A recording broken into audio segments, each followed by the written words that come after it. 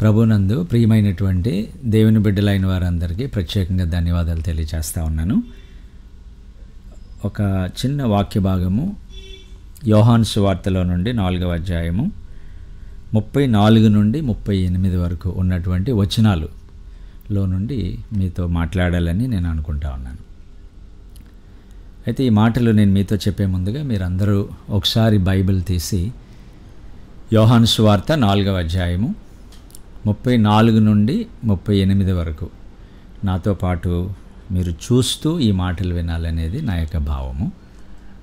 34వ వచనంలో అంటే 33, 34 వచనాలు మీరు గమనిస్తే ఒక సంభాషణ కనిపిస్తుంది.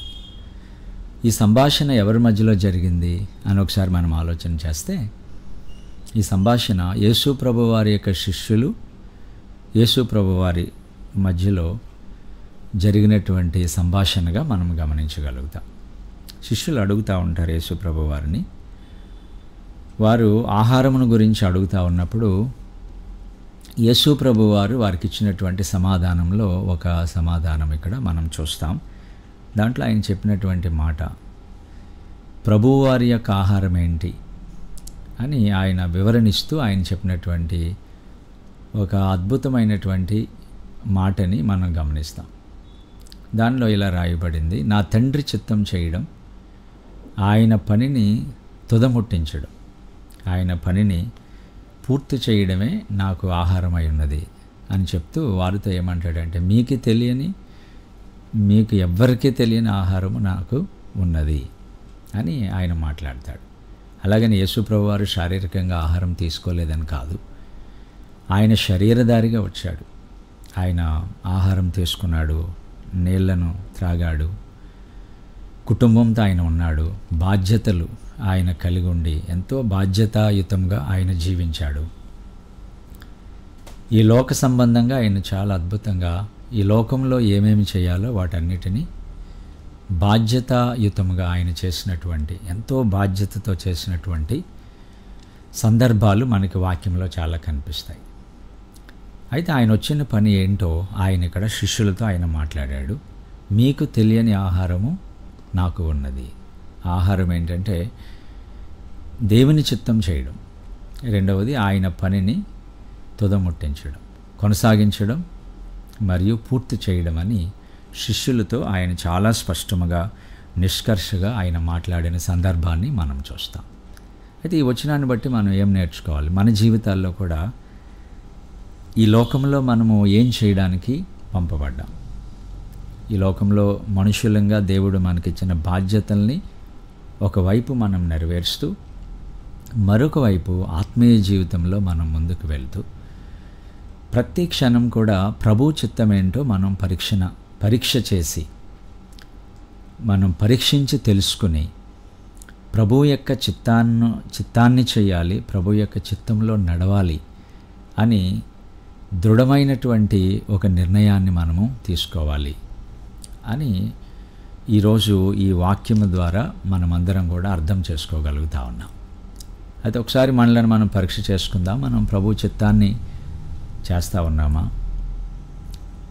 ఆయన పనిని తుదముట్టించడం, ఆయన పనిని పూర్తి చేయడమే మన ఆత్మ సంబంధమైనటువంటి పని, ఆహారముగా మనం భావిస్తూ ఉన్నామా లేదో ఒకసారి మనం గమనించుకోవాలి. ఇది మొట్టమొదటిగా మనం చేయవలసిన పని. ప్రభువారు మనకి ఇది నేర్పించినటువంటి పాఠము. ఒక మాదిరిగా ఆయన దీనిని మన ముందర ఆయన ఉంచిన సందర్భాన్ని మనం చూస్తాం. ఒక్కొక్కసారి మనకి శారీరకంగా చాలా రకాలైనటువంటి శోధనలు, వ్యతిరేకతలు, మరి రకరకాలైనటువంటి నానావిధ శోధనలు మనలను దాడి చేయొచ్చు. అవి మనకి కొంత అసంతృప్తిని కూడా కలిగించవచ్చు. కానీ ప్రభువారి యొక్క చిత్తంలో మనం వెళ్తూ ఉన్నప్పుడు ఈ బాహ్యంగా మనకి కలిగే ఈ శోధనలు పరిశుద్ధాత్మ ద్వారా మన అంతరంగంలో మనకి ఇవ్వబడుతున్నటువంటి ఆ సంతోషాన్ని ఇవి ఏవి కూడా దొంగిలించలేవు, అవి దాడి చేయలేవు. దానిని ఆ పరిశుద్ధాత్మ ద్వారా మనకు అనుగ్రహించబడే ఆ సంతోషాన్ని అవి ఏమాత్రం కూడా పాడు చేయలేవని మనం తెలుసుకోవాలి. కాబట్టి అందరూ ఒకసారి ఆలోచన చేద్దాం. ప్రభు చిత్తాన్ని చేయాలి అని ఒకసారి మనం ఆలోచన చేద్దాం. రెండవది, ఆయన పనిని తుదముట్టించాలి, ఆయన పనిని పూర్తి చేయాలి. అది నిజమైనటువంటి ఆత్మ సంబంధమైనటువంటి ఆహారమని, దానిలో ఉన్నటువంటి తృప్తి మరి దేనిలో కూడా లేదు అనే సత్యము ఈ వచనంలో మనకి చాలా స్పష్టంగా అర్థమవడం అనేది మనం చూడగలుగుతూ ఉన్నాం ప్రియులారా. తర్వాత మీరు ఇంకా క్రిందకి వెళ్తే 35వ వచనము, తర్వాత 36, 37, 38 వచనాలని చెప్పాను.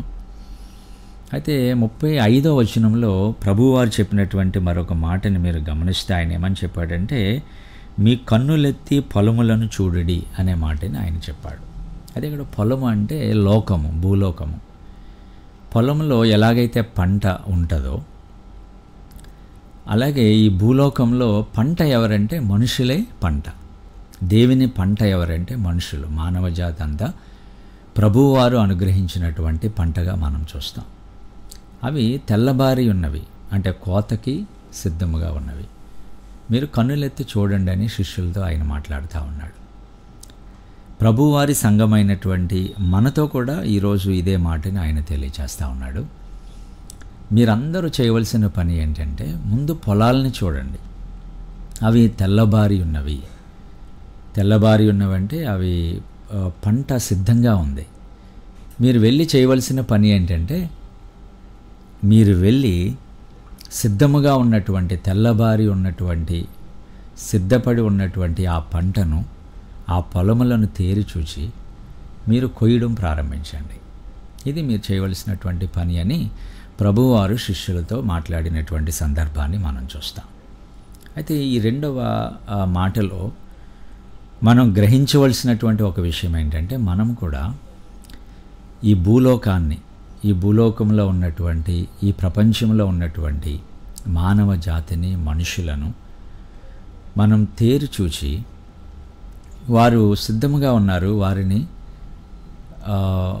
ఈ పంట పాడవక ముందే, ఈ పంటని లోక సంబంధంగా రకరకాల విషయముల ద్వారా పాడవక ముందే దాని దగ్గరికి మనం వెళ్ళి, సరైనటువంటి సమయంలో మనం వెళ్ళి ఆ పంటను కొయ్యాలి అనే మంచి భావంతో మనం ఉన్నప్పుడు, మనం ప్రార్థన చేసినప్పుడు, మరి నిశ్చయముగా మనము ఈ పంట దగ్గరికి వెళ్ళి అద్భుతమైనటువంటి ఈ యొక్క మరి ఫలితాన్ని మనం అందరం కూడా చూడగలుగుతాం ప్రియులారా. అయితే రెండవది ఏంటంటే, మనం కదలాలి. మనం ఉన్న స్థలం నుండి, ప్రాంతం నుండి మనము కదిలి ప్రయాణం చేసి మనము మనుషుల దగ్గరికి వెళ్ళాలి. దేవుని పంట అయినటువంటి, దేవుని రూపమైనటువంటి ప్రభువారి యొక్క స్వరూప్యంలో చేయబడినటువంటి మనుషుల దగ్గరికి వెళ్ళి మనందరం కూడా ప్రభువు యొక్క మాటలను ప్రకటించాలి, వారిని గెలుచుకోవాలి, వారి ఆత్మలను రక్షించాలి. ప్రభువును రక్షకుడైనటువంటి యేసుక్రీస్తు వారి నామంలో మనం ఆ పనిని చేయాలని ప్రభు ఇక్కడ శిష్యులకి జ్ఞాపకం చేస్తూ ఉన్నాడు. అదే మాట మనం మరలా చదవడం ద్వారా మనకి పరిశుద్ధాత్మదేవుడు మనము ఏమి చేయాలో, మన బాధ్యత ఏంటో, మన పని ఏంటో కూడా ఆయన మనకి ఈ వాక్ ద్వారా ఆయన మనకు తెలియజేస్తూ ఉన్నాడు. ఇది రెండవదిగా మనం చూస్తాం ప్రియులారా. తర్వాత మీరు ఇంకా క్రిందకి వెళ్తే 36వ వచనంలో అక్కడ ప్రభువారు చెప్పినటువంటి ఒక మాట ఏంటంటే, విత్తువాడు కోయువాడు అనే మాటని ఆయన చెప్తాడు. విత్తువాడు కోయువాడు 36, 37 వచనంలో చెప్తూ, విత్తువారు కోయువారు కూడా ఈ లోకంలో వారి జీతాన్ని వారు పొందుతారు. అయితే ఫలం ఏంటంటే, నిత్య జీవార్థమైనటువంటి ఫలాన్ని వారు పొందుతారు అనే మాటని మనం చూస్తాం. ఇది మూడో విషయంగా మనందరం కూడా గమనించుదాం. అయితే విత్తడం అంటే ఏంటి, కోయడం అంటే ఏంటంటే, దేవుని వాక్యాన్ని, ఈరోజు నేను ఇప్పుడు ఈ మాట్లాడితే నీ వాక్యం ఒక విత్తనం. ఇది లయము కాని, క్షయము కాని అక్షయమైన, నిత్యము పనిచేసే ఒక విత్తనం.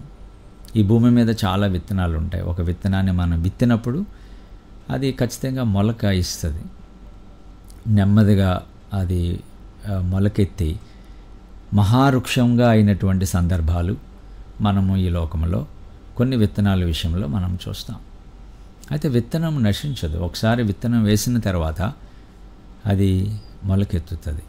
ఒకవేళ భూ సంబంధమైనటువంటి విత్తనము అది లయమైపోవచ్చు.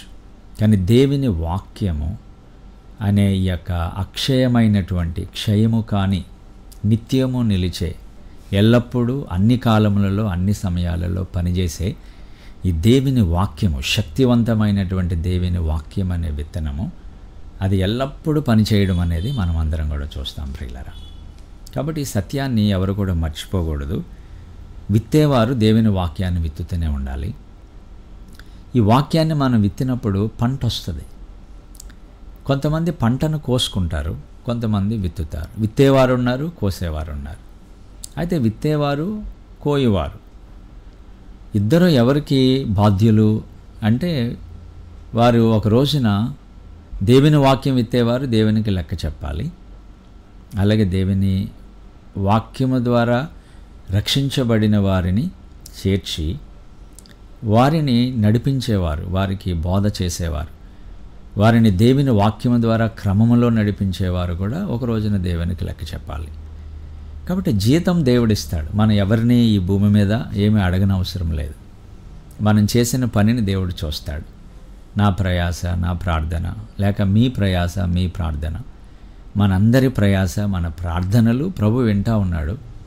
ఆయన లెక్క కట్టి మనం చేసిన దానికే ఆయన ఇస్తాడు. ఏ వ్యక్తి మీద మనం ఆధారపడని అవసరం లేదు, ఎవరిని మనం అడగని అవసరం లేదు. ప్రభువు యొక్క పనిలో మనము ముందుకు వెళ్ళిపోతూ ఉన్నప్పుడు, విత్తుతూ ఉన్నప్పుడు, దేవుని వాక్యాన్ని కోస్తూ ఉన్నప్పుడు జీతాన్ని ఆ ప్రభువారే మనకి అనుగ్రహిస్తాడు. మన సొంత ఉద్దేశాలతో, ఆలోచనలతో, సొంత ప్రయోజనముల కొరకు మానవ పద్ధతిలో మనం ముందుకు వెళ్ళని అవసరం లేదు. ఆ ప్రభువారే మనకి సమస్తాన్ని అనుగ్రహిస్తారు అనే సత్యము ఒకసారి మనందరం కూడా గమనించాలి. అయితే జీతం ఇక్కడ వస్తుంది. ఫలం ఏంటంటే నిత్య జీవార్థమైనటువంటి ఫలము. నిత్య జీవం అనేది ఒక ఫలముగా ప్రభు ఇస్తాడు. ఆయన ఈ భూమి మీద ఎంతకాలం ఉంటామో అనేది మనకు తెలియదు, కానీ కొంతకాలం ఉంటాయి. ఈ కొంతకాలానికి మనకి కావలసిన అవసరతలను ఆయన తీరుస్తాడు. దేవుని పని కొరకు ఆయన మనం వెళ్ళడానికి కావలసిన ప్రతి అవసరాన్ని ఆయన తీరుస్తాడు. జీతాన్ని ఆయన అనుగ్రహిస్తాడు. మార్గాన్ని ఆయన సరళం చేస్తాడు. ఆత్మల రక్షణ విషయంలో దేవుడు మనకి సహాయపడి అనేక మంది ప్రభువులోనికి వచ్చేలాగా ఆయన చేస్తాడు. ఇవన్నీ జరుగుతాయి. అయితే ఫలం ఏంటంటే, ఫైనల్గా మనకు వచ్చే ఫలం ఏంటంటే నిత్య జీవాన్ని మనం పొందుతాం. ఈ లోకంలో అందుకే మనం ప్రయాసపడాలి. ఈ లోకంలో ప్రయాసపడుతూ దేవుని వాక్యాన్ని విత్తడంలో ప్రయాసపడాలి, కోయడంలో ప్రయాసపడాలి, ప్రజల దగ్గరికి వెళ్ళడంలో మనం ప్రయాసపడాలి. దేవుని యొక్క శక్తిని అనేకులకి చూపించడంలో మనము దేవుని వాక్యము ద్వారా వాక్యానుసారముగా మనము ప్రయాసపడాలి. ఈ వాక్యములన్నీ మనం ఇవన్నీ కూడా మనం చేయాలని ప్రభు ఆశపడతా ఉన్నాడు. ఇది మూడవదిగా మనం ఇక్కడ గమనిస్తాం. అయితే నాలుగవది చివరిగా ఆయన చెప్పినటువంటి మాట ఇక్కడ మీరు గమనిస్తే, చివరిలో ఆయన చెప్తాడు. ఆయన ఏమని చెప్తాడంటే, వారు కోయుటకు మిమ్మును పంపితిరి, అయితే ఇతరులు కష్టపడినది మీరు వారి కష్టములలో ప్రవేశించుచున్నారు అనే మాటని మీరు అక్కడ చూడగలుగుతారు ప్రియులారా. అంటే మీరు దేని గూర్చి కష్టపడలేదో దానిని కోయుటకు మిమ్మను పంపితిని అనే మాటని మనం చూస్తాం. అంటే నాలుగో విషయాన్ని ఒకసారి అందరు కూడా గమనిస్తే, చాలాసార్లు మనం ఒకసారి గమనిస్తే దేనిని గురించి మనం కష్టపడలేదో దానిని కోయడానికి దేవుడు మనలను పంపుచున్నాడు. అంటే అర్థం ఏంటి? ఎవరో ఒకరు విత్తనం వేశారు, దానిని మనము కోస్తా ఉన్నాం. ఒకసారి నిశ్చయముగా మన పూర్వీకుల యొక్క సేవను ఈ సందర్భంగా మనం జ్ఞాపకం చేసుకోవాలి. ఇప్పుడున్నటువంటి అవకాశాలు కానీ, ఇప్పుడున్నటువంటి మనకున్నటువంటి యొక్క ప్రతి విధమైనటువంటి అవకాశాలు పూర్వం వారికి లేవు. మనకి ఎన్నో రకాలైనటువంటి వసతులు ఉన్నాయి, అవకాశాలు ఉన్నాయి. మనము చాలా సులువుగా ఇప్పుడు దేవుని వాక్యాన్ని మనం ప్రకటించవచ్చు. కానీ మన పూర్వీకులు ఎంతో కష్టపడి వారు విత్తారు. అప్పట్లో వారు ద్వేషించబడ్డారు, ప్రభు కొరకు రక్తం కార్చారు, ఆహారం లేని వారుగా ఉన్నారు, ఒక్కొక్కసారి పస్తులుండి ఉపవాసాలతో విపరీతమైనటువంటి ద్వేషం మధ్యలో వారు ప్రభువు యొక్క సువార్తని వారు ప్రకటించారు. వారు ఎంతో కష్టపడి ఈ యొక్క వాక్యాన్ని వారు విత్తారు. ఈ రోజున మనం దాని యొక్క పంటను మనము కోస్తా ఉన్నాం. ప్రభు ఏమన్నాడంటే, మీరు దేనిని గురించి మీరు కష్టపడలేదో దానిని కోయడానికి నేను మిమ్మలను పంపిస్తూ ఉన్నాను. కాబట్టి మీరు వెళ్ళండి, మీరు వెళ్ళి ఈ పంటను మీరు కోయాలి అని చాలా స్పష్టంగా ప్రభువారు చెప్పినటువంటి సందర్భాన్ని ఈ వాక్య భాగంలో మనం చూస్తాం ప్రియులరా. కాబట్టి ఈరోజు మన కొరకు ఎవరో కన్నీళ్లు కార్చారు, ఎవరో మన కొరకు ప్రయాసపడ్డారు, ఎవరో మన కొరకు ఈ సువార్త వాక్యాన్ని ఒక టీవీలోనో రేడియోలోనో పత్రిక ద్వారానో ప్రార్థన ద్వారానో లేదంటే సువార్త ప్రకటన ద్వారానో ఏదో ఒక విధముగా ఈ సువార్తను మనం అందరం కూడా పొందగలిగాం. ఎవరో ప్రయాసపడి మనకి ఈ ప్రపంచానికి తెలియని వ్యక్తులు అనామకులుగా వారి పేరు కోసం కానీ ప్రఖ్యాతి కోసం కానీ ధనం కోసం కానీ చూసుకోకుండా వారి ఆరోగ్యాన్ని కూడా పట్టించుకోకుండా మరి ప్రభు యొక్క సేవే వారి యొక్క పరమార్థముగా వారు భావించి ప్రయాసతో ఈ సువార్తని విత్తినటువంటి భక్తులు ఎందరో ఈ లోకంలో ఉన్నారు. తెలిసిన భక్తులు కొందరైతే తెలియని భక్తులు కోకొలలుగా ఉండడము మనం గమనిస్తాం. వారికి పరలోకంలో వారి ఫలాన్ని వారు పొందుతారు. వారు ప్రతిఫలాన్ని వారు పరలోక రాజ్యంలో నిశ్చయముగా వారు అనుభవిస్తారు. అయితే ప్రభు చెప్పే మాట ఏంటంటే, మీరు వెళ్ళండి, మీరు దేని కొరకు దేనిని విత్తలేదో దానిని మీరు కోయండి. దేవుని వాక్యాన్ని ఎవరెవరో విత్తుతూ ఉన్నారు. అయితే మీరు కూడా వెళ్ళి దేవుని వాక్యాన్ని విత్తండి, అలాగే మీరు పంటను కోయండి. ప్రజల వైపు చూడండి, ప్రజలందరూ కూడా రక్షణ పొందాలని మరి భారంతో మీరు వెళ్ళాలని ప్రభు వారు ఇక్కడ 4 విషయాలు శిష్యులతో ఆయన సంభాషిస్తూ మాట్లాడినటువంటి ఒక సందర్భాన్ని ఇక్కడ చాలా స్పష్టంగా మనం అందరం కూడా గమనించగలుగుతాం ప్రియులరా.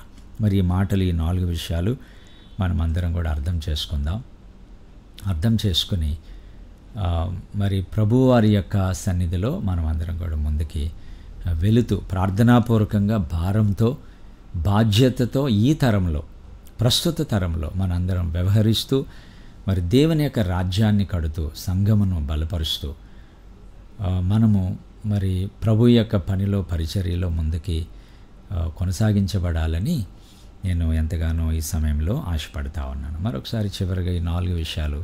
ప్రభువారి యొక్క ఆహారం ఏంటంటే ప్రభు చిత్తం చేయడము, ఆయన పనిని తుదముట్టించడం, అది మొట్టమొదటిది. రెండవది ఆయన చెప్పినటువంటి మాట, మీరు పొలములను చూడండి, అవి తెల్లబారి ఉన్నవి, మీరు త్వరగా వెళ్ళి పంటను కోయండి. మూడవది ఏంటంటే విత్తువారు ఉంటారు, పంటను కోసేవారు ఉంటారు, వారి యొక్క జీతాన్ని వారు పొందుతారు. అంతేకాదు వారి ఫలం ఏంటంటే నిత్య జీవార్థమైనటువంటి జీవితాన్ని పరలోక రాజ్యంలో దేవుని రాజ్యంలో వారు కలిగి ఉంటారు. నాలుగవది ఏంటంటే ఎంతోమంది ప్రయాసతో ఈ విత్తనాలు విత్తారు, దానిని కొయ్యడానికి నేను మిమ్మల్ని పంపిస్తూ ఉన్నాను. ఎవరో మీ కొరకు ప్రయాసపడ్డారు, వారి ప్రయాసను జ్ఞాపకం చేసుకుని వారిని మీరు సాక్షి సమూహముగా తీసుకుని మాదిరిగా తీసుకుని ప్రభువు యొక్క మాదిరిలో, అపోస్తుల యొక్క మాదిరిలో, ఆదిమ సంఘం యొక్క మాదిరిలో మనందరం ముందుకు కొనసాగించబడాలని ప్రభువారు ఆశపడతా ఉన్నారు. అట్టి రీతిగా పరిశుద్ధాత్మ దేవుడు మనందరినీ నడిపించి ఆయన దీవించి ఆశీర్వదించునుగాక. చిన్న ప్రార్థన చేస్తాను, అందరి కళ్ళు మూసుకోండి. ప్రభా నీకు వందనాలు తండ్రి, ఈ సమయంలో ఈ వాక్య భాగాన్ని నీ బిడ్డలతో పంచుకోవడానికి మీరు ఇచ్చిన సమయం కొరకు వందనాలు ప్రభా. అవును తండ్రి, మా ఎదుట ఎందరో మనుషులు నాయన సిద్ధముగా ఉన్నారు ప్రభా. వారి రక్షణ సువార్తను వారికి అందచేయాలి, వారిని మేము చేరుకోవాలి, వారికి సకాలంలో వాక్యాన్ని బోధించాలి. మా ఆహారము నీ చిత్తం చేయడము, నీ యొక్క పనిని తుదముట్టించడంగా ఉండాలి ప్రభా. మేము నీ వాక్యాన్ని విత్తాలి, పంటను కోయాలి. ఎందరో మా కొరకు ప్రయాసపడ్డారు ప్రభా. వారి ప్రయాసను జ్ఞాపకం చేసుకుంటేనే వారి వలె మేము కూడా ప్రయాసపడలాగున నీ కృపను మాకు అనుగ్రహించి దీవించి సహాయం చేయమని, ఈ వాక్యమన్న వారందరిలో నీ భారము దయచేయండి, మా హృదయాలలో భారము అనుగ్రహించండి. నిశ్చయముగా మీరే మమ్మల్ని జ్ఞాపకం చేసుకుని దీవించి నడిపించి సహాయం చేయమని తండ్రి మరొకసారి మా సంఘములన్నిటిని దీవించండి, సార్వత్రిక సంఘమును దీవించి నడిపించి మా హృదయాలలో ప్రియ పరిశుద్ధాత్మదేవ ఆత్మల ఎడల భారము దయచేసి నీ కృప ద్వారా మేము ఇంకనూ ముందుకు వెళ్తూ నీ పనిలో మేము కొనసాగించబడులాగున సహాయం చేయమని ప్రభువును రక్షకుడైనటువంటి యేసుక్రీస్తు వారి నామంలో అడిగి వేడుకుంటూ ఉన్నాము తండ్రి. Amen, amen, amen. God bless you.